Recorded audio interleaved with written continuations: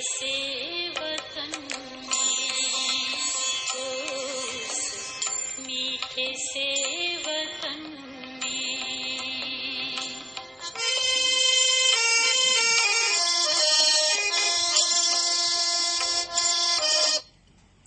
ओम शांति, ओम शांति। आज 31 दिसंबर 2020 के साकार बाबा के महावाक्य हैं। आज बहुत ही महत्वपूर्ण दिवस है। 2020 हमसे विदाई ले रहा है और 2021 का आगमन हो रहा है। आज अव्यक्त बाप दादा का भी मिलन का दिवस है। आज बाबा आ रहे हैं। आप सबको आज अपनी अव्यक्त स्थिति बना लेनी है। जो बाबा से चाहिए वो आज अपनी झोली में भर लेना है। आज शाम को 4 बजे से योग रहेगा और 4:45 बजे सूरज भाई का क्लास होगा। 5:30 बजे भोग लगेगा बाबा को और 5:45 बजे से अव्यक्त मिलन के बाप दादा के महावाक्य सुनेंगे और 7:15 बजे से न्यू ईयर सेलिब्रेशन होगा। आज के महावाक्यों का सार है।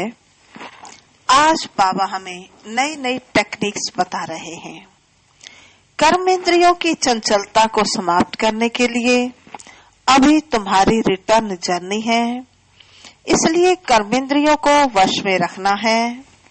अविनाशी सर्जन आए हैं, तुम्हें परहेज बता रहे हैं, उस पर चलते रहो। कभी भी कुछ छिपा कर नहीं खाना है। अगर छिपा कर खाते रहेंगे तो फिर दवाई का असर नहीं होगा।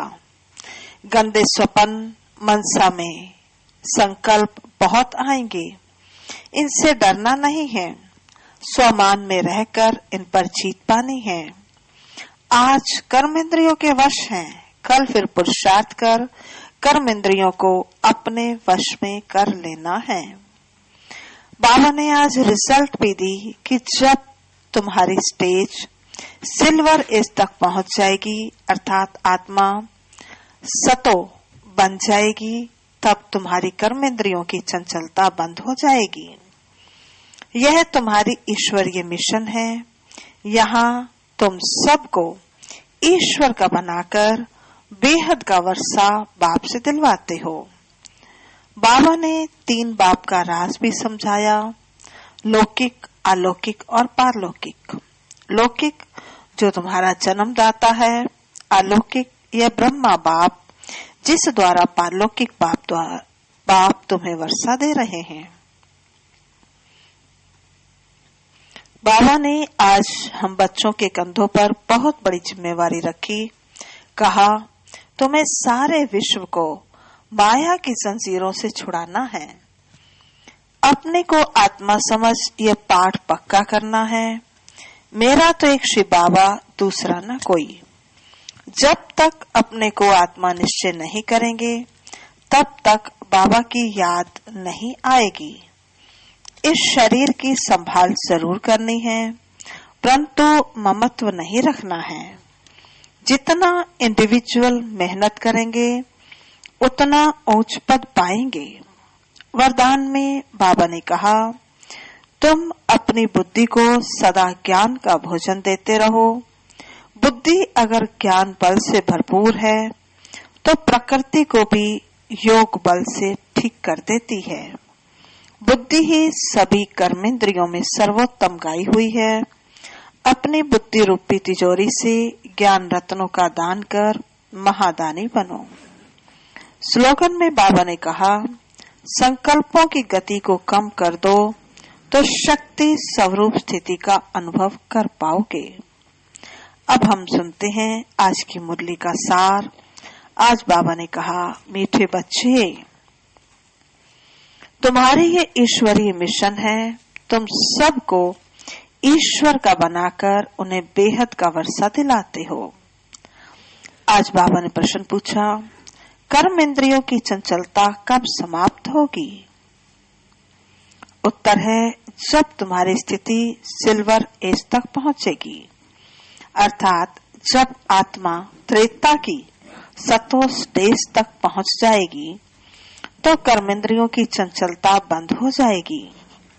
अभी तुम्हारी रिटर्न जर्नी है, इसलिए कर्मेंद्रियों को वश में रखना है। कोई भी छिपाकर ऐसा कर्म नहीं करना जो आत्मा पतित बन जाए। अविनाशी सर्जन तुम्हें जो परहेज बता रहे हैं उस पर चलते रहो। आज का गीत है, मुखड़ा देख ले प्राणी जरा दर्पण में, कितने पाप और पुण्य है तेरे जीवन में। ओम शांति। रूहानी बच्चों प्रति रूहानी बाप समझा रहे हैं। न सिर्फ तुम बच्चों को, जो भी रूहानी बच्चे प्रजापिता ब्रह्मा मुखवंशावली हैं वह जानते हैं। हम ब्राह्मणों को ही बाप समझाते हैं। पहले तुम शूद्र थे, फिर आकर ब्राह्मण बने हो। बाप ने वर्णों का भी हिसाब समझाया है। दुनिया में वर्णों को भी समझते नहीं, सिर्फ गायन है।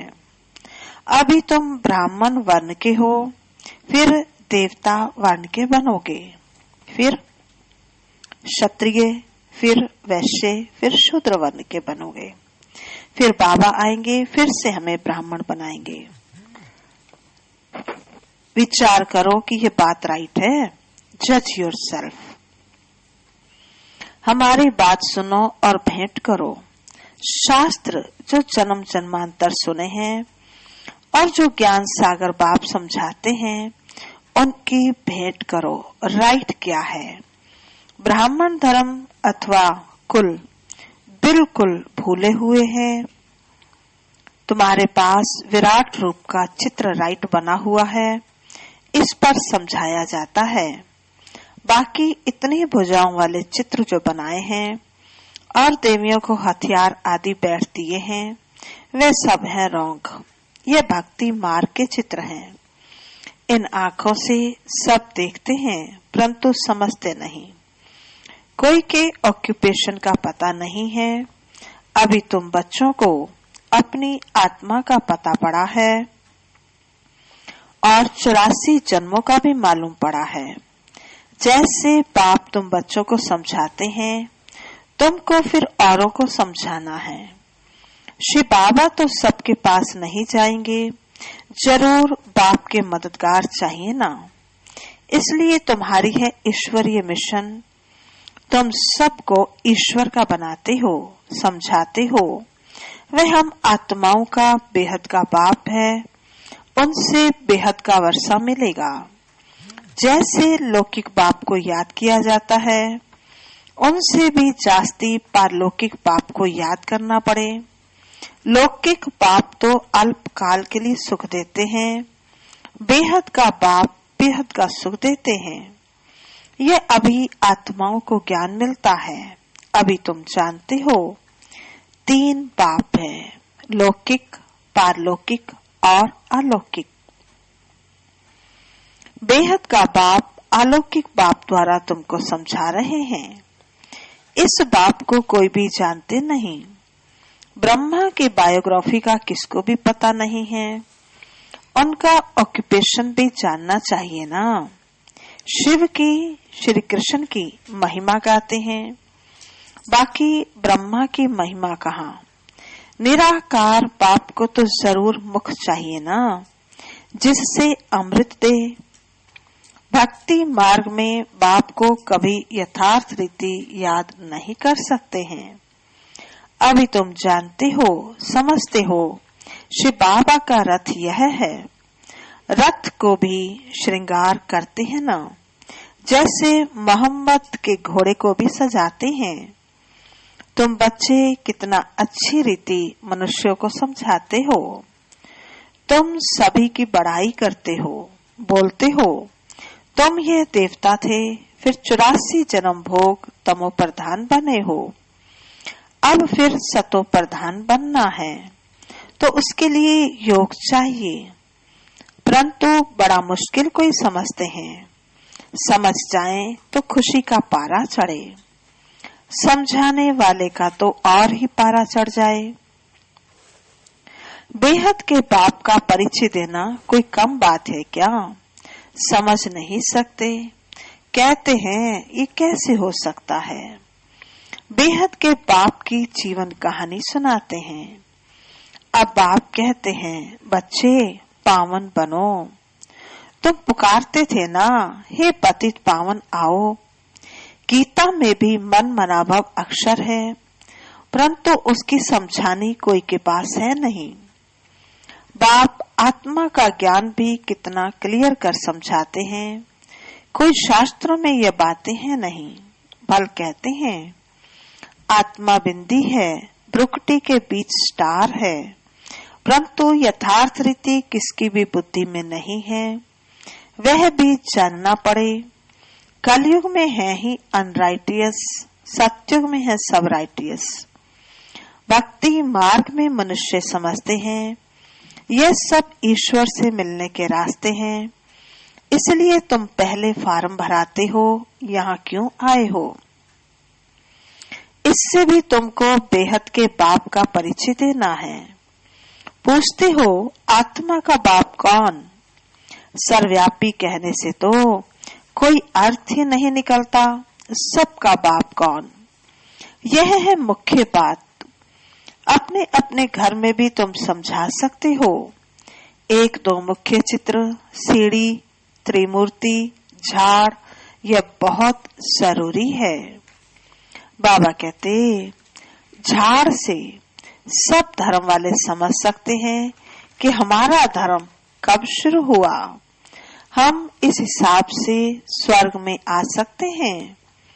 जो आते ही पीछे हैं वे तो स्वर्ग में जा न सके, बाकी शांति धाम में जा सकेंगे। झाड़ में बहुत क्लियर होता है, जो जो धर्म पीछे आए हैं उन्हों की आत्माएं जरूर ऊपर में जाए विराजमान होंगी। तुम्हारी बुद्धि में सारा फाउंडेशन लगाया जाता है। बाप कहते हैं आदि सनातन देवी देवता धर्म का सैंपलिंग तो लगा, फिर झाड़ के पत्ते भी तुमको बनाने हैं। पत्ते बिगर तो झाड़ होता नहीं, इसलिए बाबा पुरुषार्थ कराते रहते हैं आप समान बनाने के लिए। और धर्म वालों को पत्ते नहीं बनाने पड़ते हैं, वह तो ऊपर से आते हैं, फाउंडेशन लगाते हैं, फिर पत्ते पीछे ऊपर से आते जाते हैं। तुम फिर झाड़ की वृद्धि के लिए यह प्रदर्शनी आदि करते हो, इससे पत्ते लगते हैं, फिर तूफान आने से गिर पड़ते हैं, मुरझा जाते हैं। यह आदि सनातन देवी देवता धर्म की स्थापना हो रही है। इसमें लड़ाई की कोई बात नहीं, सिर्फ बाप को याद करना और कराना है। तुम सबको कहते हो और जो भी रचना है उनको छोड़ो। रचना से कभी वर्षा मिल न सके। रचयिता बाप को ही याद करना है और किसकी याद ना आए। बाप का बनकर ज्ञान में आकर फिर अगर कोई ऐसा काम करते हैं तो उसका बोझा सिर पर बहुत चढ़ता है। बाप पावन बनाने आते हैं और फिर ऐसा कुछ काम करते हैं तो और ही पतित बन पड़ते हैं। इसलिए बाबा कहते हैं ऐसा कोई काम नहीं करो जो घाटा पड़ जाए। बाप की भी गलानी होती है ना। ऐसा कर्म नहीं करो जो विकर्म जास्ती हो जाए। परहेज भी रखनी है। दवाई में भी परहेज रखी जाती है। डॉक्टर कहे यह खटाई आदि नहीं खाना है तो मानना चाहिए। कर्म इंद्रियों को वश करना पड़ता है। अगर छिपाकर खाते रहेंगे तो फिर दवाई का असर नहीं होगा। इसको कहा जाता है आसक्ति। बाप भी शिक्षा देते हैं यह नहीं करो, सर्जन है ना। लिखते हैं बाबा मन में बहुत संकल्प आते हैं, खबरदार रहना है। गंदे स्वप्न मनसा में संकल्प बहुत आएंगे, इनसे डरना नहीं है। सत्युग त्रेता में ये बातें होते नहीं। तुम जितना आगे नजदीक होते जाएंगे, सिल्वर एज तक पहुंचेंगे, तब कर्मेंद्रियों की चंचलता बंद हो जाएगी, कर्मेंद्रियां वश हो जाएंगी। सतयुग त्रेता में वश में थी ना, अब उस त्रेता की अवस्था तक आओ, तब वश होंगी। फिर सत्युग की अवस्था में आएंगे तो सतो प्रधान बन जाएंगे, फिर सब कर्मेंद्रियां पूरी वश हो जाएंगी। कर्मेंद्रियां वश थी ना, कोई नई बात थोड़ी है। आज कर्मेंद्रियों के वश हैं, कल फिर पुरुषार्थ कर कर्मेंद्रियों को वश कर लेते हैं। वह तो 84 जन्मों में उतरते ही आए हैं, अब रिटर्न जर्नी है, सबको सतो प्रधान अवस्था में जाना है। अपना चार्ट देखना है, हमने कितने पाप कितने पुण्य किए हैं। बाप को याद करते करते आयरन एज से सिल्वर एज तक पहुंच जाएंगे तो कर्मेंद्रियां वश हो जाएंगी। फिर सबको तुमको महसूस होगा अभी कोई तूफान नहीं आते हैं, वह भी अवस्था आएगी, फिर गोल्डन एज में चले जाएंगे। मेहनत कर पावन बनने से खुशी का पारा भी चढ़ेगा। जो भी आते हैं उनको समझाना है कैसे तुमने 84 जन्म लिए हैं। जिसने 84 जन्म लिए हैं वही समझेंगे, कहेंगे अब बाप को याद कर मालिक बनना है। 84 जन्म नहीं समझते हो तो शायद राजाई के मालिक नहीं बनेंगे होंगे। हम तो हिम्मत दिलाते हैं, अच्छी बात सुनाते हैं, तुम नीचे गिर पड़ते हो। जिसने 84 जन्म लिए होंगे उनको छठ स्मृति आएगी। बाप कहते हैं तुम शांति धाम में पवित्र तो थे ना, अब फिर तुमको शांति धाम सुख धाम में जाने का रास्ता बताते हैं, और कोई भी रास्ता बता न सके। शांति धाम में भी पावन आत्माएं ही जा सकेंगी। जितना खाद निकलती जाएगी उतना ऊंच पद मिलेगा, जो जितना पुरुषार्थ करे। हर एक के पुरुषार्थ को तो तुम देख रहे हो, बाबा भी बहुत अच्छी मदद करता है।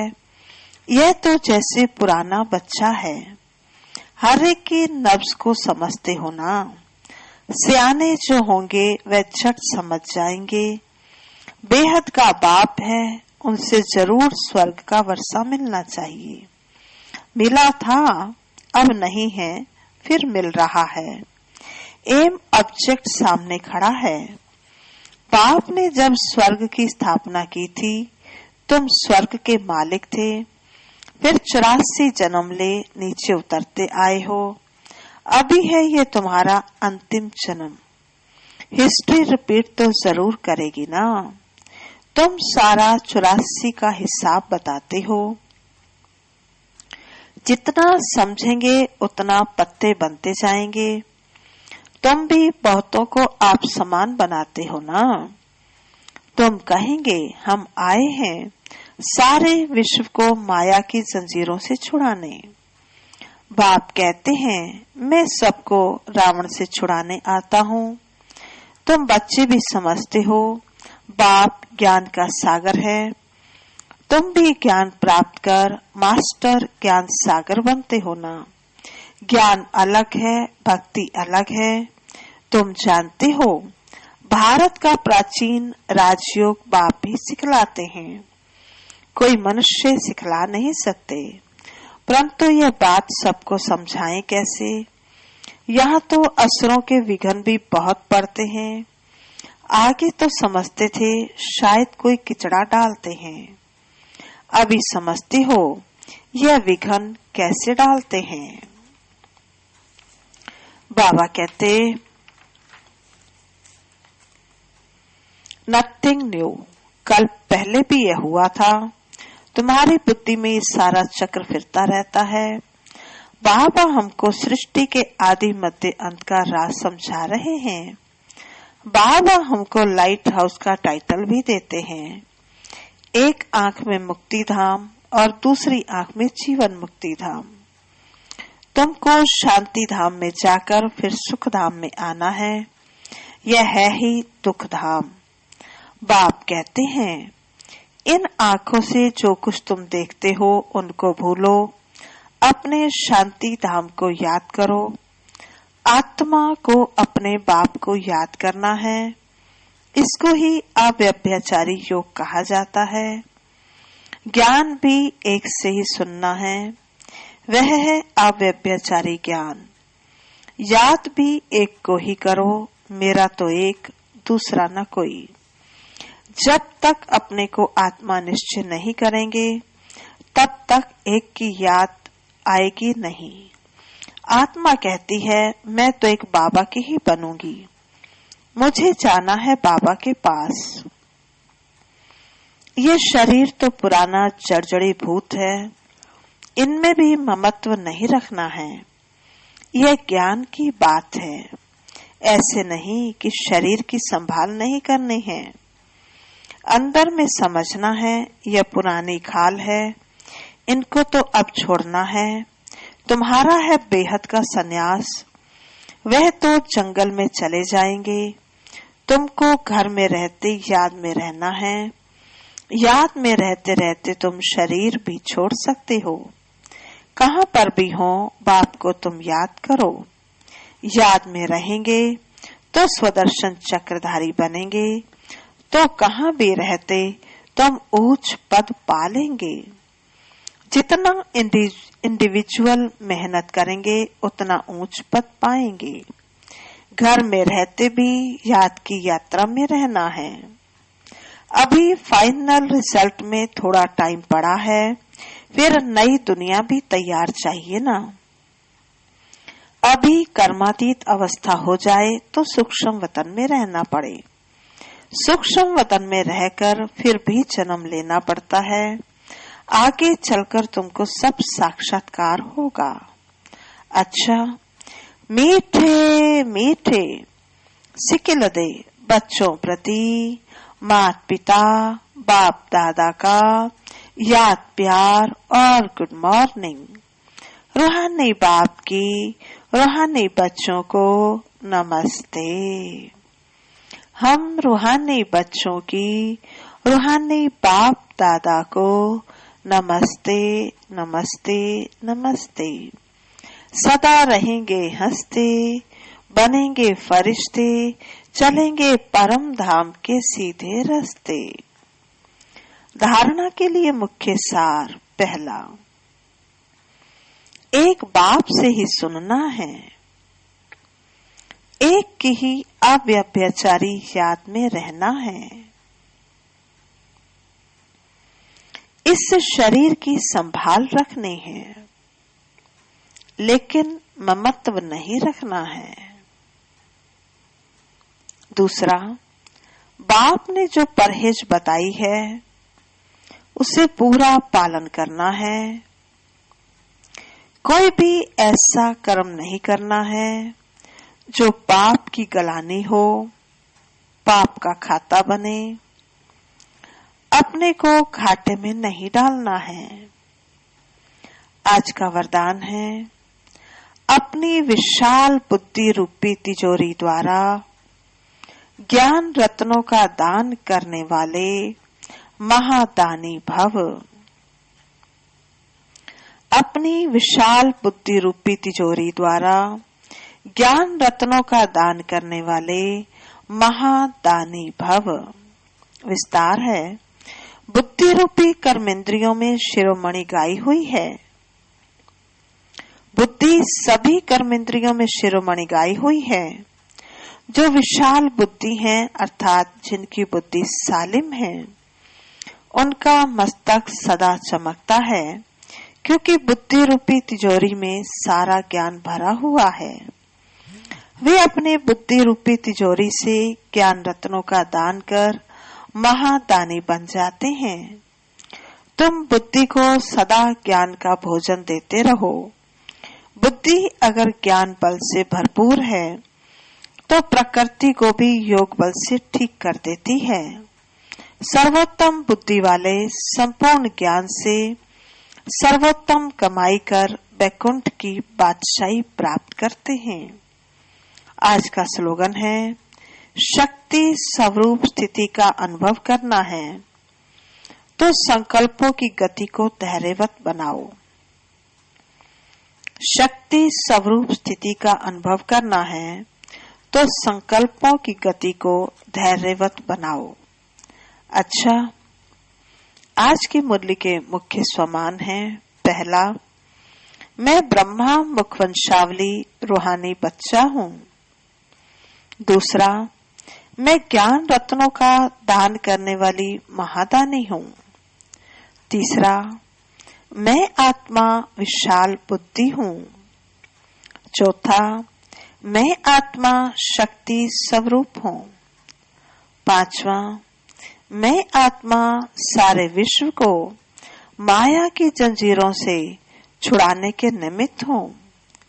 छठा, मैं मास्टर ज्ञान सागर हूँ। सातवां, मैं आत्मा लाइट हाउस हूँ। आठवां, मैं आत्मा स्वदर्शन चक्रधारी हूँ। अच्छा जी, आज सभी को ध्यान पर रहे। आज बाप दादा की पधरामणि है। आज शाम को बाबा आएंगे, इसलिए सारा दिन बहुत ही लाइट रहना है और फरिश्ता बन करके रहना है। बाबा को याद करना है, जन्म जन्मांतर के विकर्मों को भस्म करना है। और जो कड़ा संस्कार आपका चेंज नहीं होता, आज उस कड़े संस्कार को चेंज करने की शक्ति बाबा से अपने अंदर भर लेनी है। आज समय में थोड़ा परिवर्तन हुआ है। पहले सूरज भाई 5:15 बजे आते हैं, आज 4:45 बजे आएंगे और 5:30 बजे बाबा को भोग लगेगा और 5:45 बजे अव्यक्त बाप दादा की पधरामणि होगी। अच्छा, ओम शांति। अभी चलेंगे बाबा की याद में 2 मिनट के लिए।